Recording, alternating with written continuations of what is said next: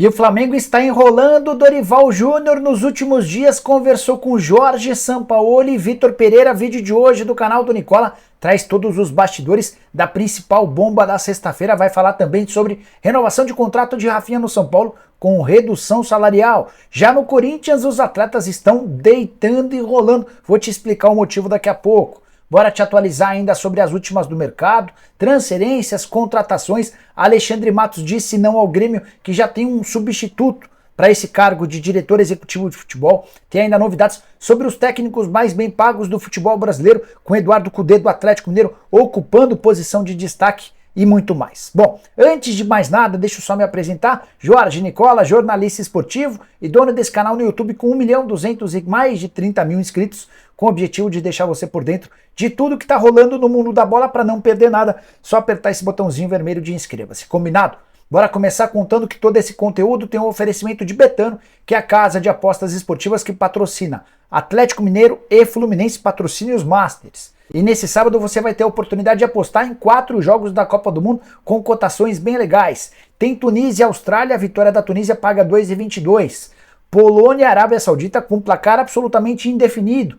Vitória da Polônia paga 1,75, o empate paga 3,70 e a Arábia Saudita que surpreendeu vencendo a Argentina pagando 4,70.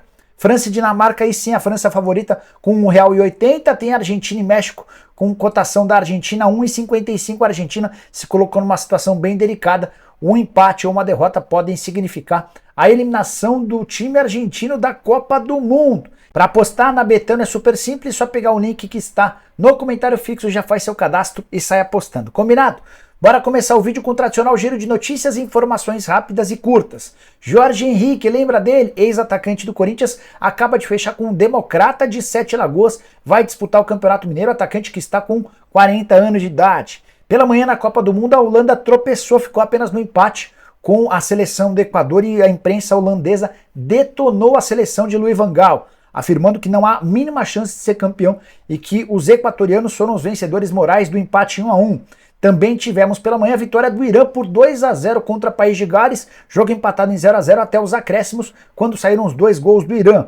Por sua vez, Senegal venceu o Catar por 3-1 e o Catar confirmou aquilo que a gente já imaginava, se tornou a primeira seleção anfitriã de uma Copa do Mundo já eliminada na segunda rodada.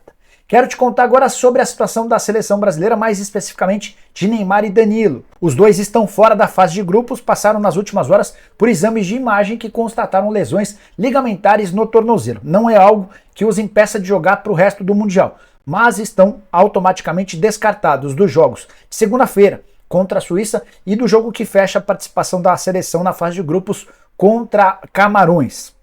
Aí você pode estar pensando, será que isso pode resultar num enorme problema para a seleção? Não me parece que vai ser algo extremamente determinante, mesmo sendo o Neymar o principal craque do time, é que a seleção hoje tem várias boas opções. Por exemplo, para a lateral direita, saiu o Danilo, você pode colocar o Daniel Alves, pode improvisar o Militão ou até o Fabinho.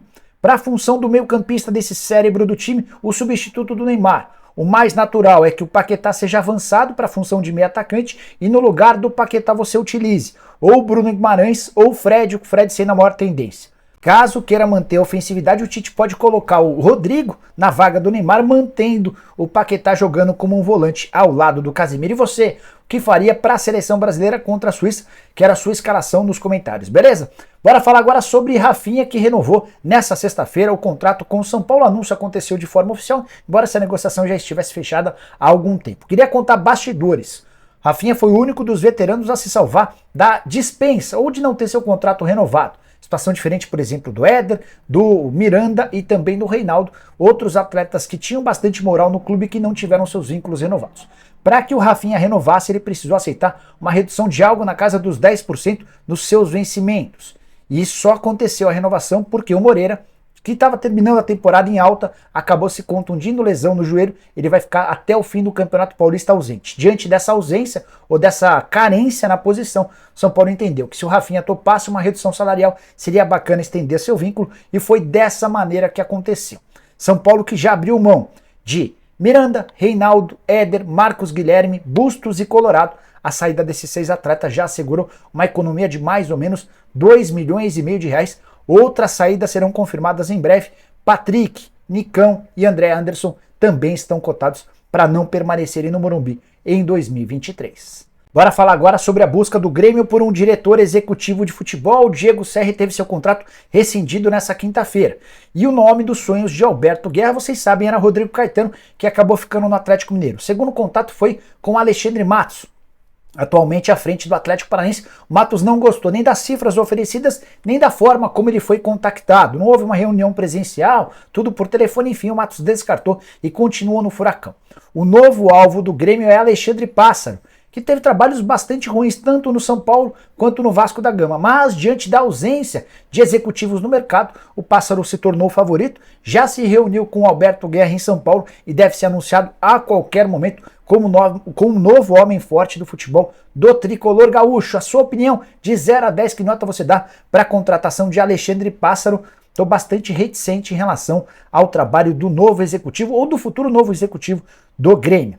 Quero falar agora sobre Eduardo Cudê, novo técnico do Atlético Mineiro. Quanto ele e sua comissão técnica custarão aos cofres do Galo, cofres bastante deteriorados. O clube passa por uma crise financeira declarada, pública, não é algo escondido. Pois bem, Cudê vai ganhar R$900 mil por mês para ele.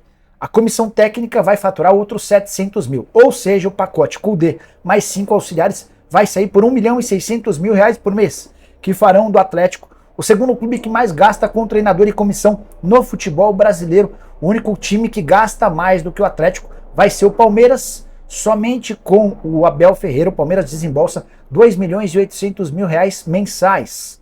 Com todos os integrantes da comissão técnica do português, esse custo ultrapassa R$3,5 milhões.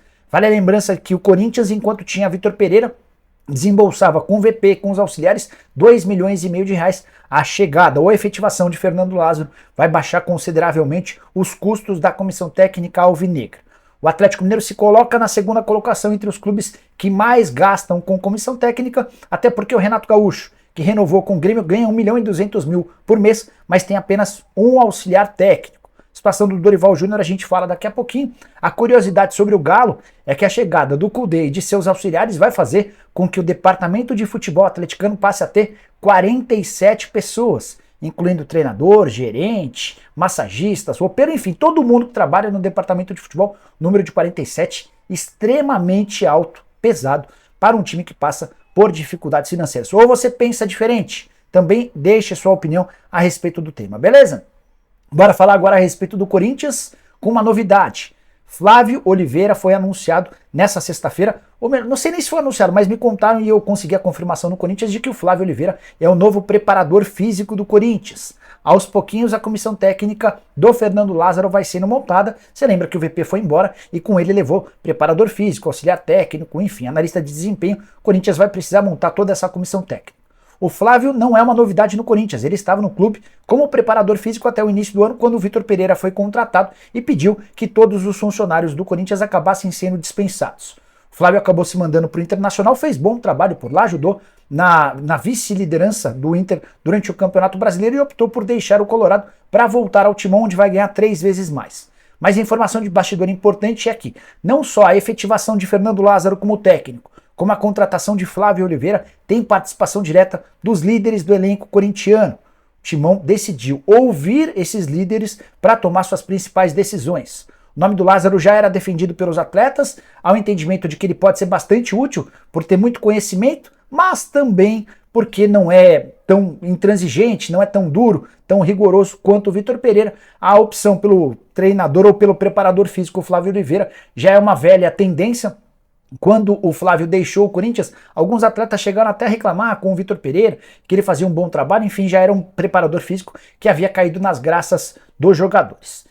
Isso tem um lado bom e um lado ruim. Você vai fazendo as vontades dos atletas, você vai criando um ambiente cômodo, um ambiente bacana. Mas será que esses caras contratados por indicação dos jogadores terão peso para cobrá-los ao longo da temporada? Esse é o grande drama do Corinthians para a temporada de 2023, exatamente o oposto do Vitor Pereira, que era um cara que exigia demais, que tinha coragem de colocar jogadores importantes no banco de reservas.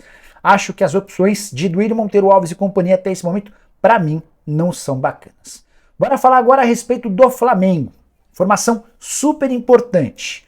O Flamengo pode até renovar nas próximas horas com o Dorival Júnior, mas asseguro para vocês que o Flamengo tem enrolado o Dorival Júnior em relação a renovação do contrato. Uma série de reuniões foram desmarcadas nos últimos dias. O que os dirigentes falam pro Dorival Júnior e para o seu representante é que há necessidade de uma videoconferência com o Rodolfo Landim. Só que o Landim está na Copa do Mundo e há uma incompatibilidade de agendas, como se o presidente do Flamengo tivesse algum compromisso mais importante no Catar do que resolver o seu técnico. Isso é um grande discurso, isso é uma grande desculpa para que o Flamengo possa ir ganhando tempo. O Flamengo está atrás de outras alternativas no mercado. Quero assegurar para vocês com exclusividade que Jorge Sampaoli foi procurado pelo Flamengo depois do fim das competições. Sampaoli disse que não pode deixar o Sevilha, com quem tem contrato longo, enfim, foi um nome descartado. Na sequência apareceu o nome do Vitor Pereira. Jornais portugueses asseguram que existe uma negociação entre o Flamengo e o VP. A notícia, inclusive, já chegou aos ouvidos do staff do Dorival Júnior e isso causou algum incômodo. Dorival está cobrando uma posição definitiva dos dirigentes do Fla. Querem a renovação do contrato ou não, senão o Dorival precisa ficar livre para poder encontrar outras alternativas. Também já foi procurado por clubes brasileiros de olho na chance de contratá-lo. Antes de gravar esse vídeo, mandei mensagem para o Vitor Pereira perguntando se existe alguma negociação com o Flamengo. E a resposta do técnico português via WhatsApp foi a seguinte, abre aspas, nem de férias posso estar com a família? Interrogação, fecha aspas. Não respondeu se existe negociação ou não, enfim. Asseguro para vocês que o Flamengo tem a intenção de buscar outras alternativas antes de bater o martelo com o Dorival Júnior. O que chama a atenção é que o Dorival, em bem pouco tempo, conseguiu remotivar os atletas do Flamengo, levou o time aos títulos da Libertadores e da Copa do Brasil, mas ao que parece não é o preferido dos dirigentes do Fla. Você concorda com o que pensam os representantes do Flamengo? Faria diferente e renovaria o contrato com o Dorival Júnior? Só mais uma pergunta. Já pensou se o VP deixa o Corinthians alegando problemas familiares e assume o Flamengo? Como é que fica essa história? Use o espaço para comentários. Também estou bastante curioso para saber o que você pensa sobre tudo isso. Não esquece de deixar like, de se inscrever no canal. A gente se encontra a partir das 7 da noite com o programa do Nicola ao vivo. Abraço, tchau!